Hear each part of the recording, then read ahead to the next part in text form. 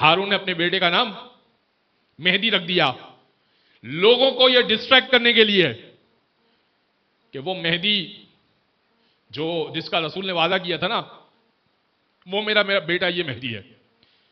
और बेटा जैसे ही आता था दरबार में, मेहदी इधर आओ, मेहदी खाना खाने बैठ जाओ, मेहदी पानी पी लो, बुलंद आवाज से मेहदी मेहदी कहता था।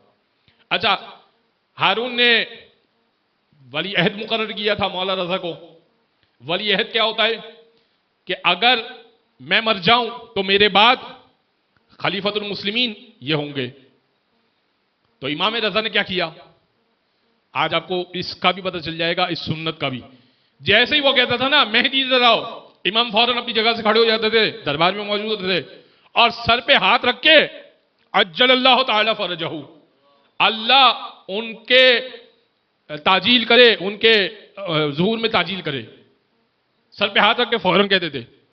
यानी फौरन ये कहते थे कि वो मेहदी आने वाले हैं।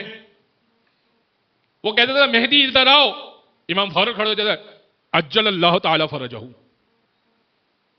अब लोग परेशान हो जाते थे, वो मेहदी बुला रहा है, ये खड़े हो जाते हैं, वो मेहदी। तो लोग पूछते थे ये क्या मामला है, अज्जलल्लाहु ताला फरजहू, अज्जलल्लाहु ताला फरजहू, अल्लाह उनके ज़हूर में ताजील करे, अल्लाह उनके ज़हूर में ताजील करे, अल्लाह जल्द उनको भेजे, अल्लाह जल्द उनको भेजे।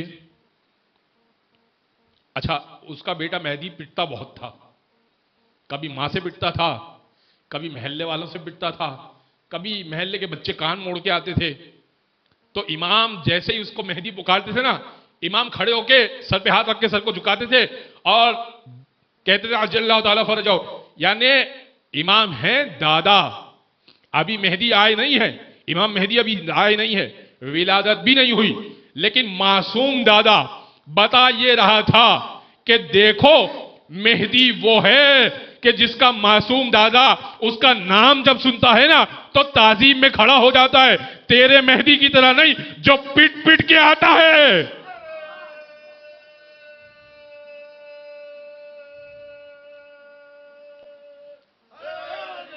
या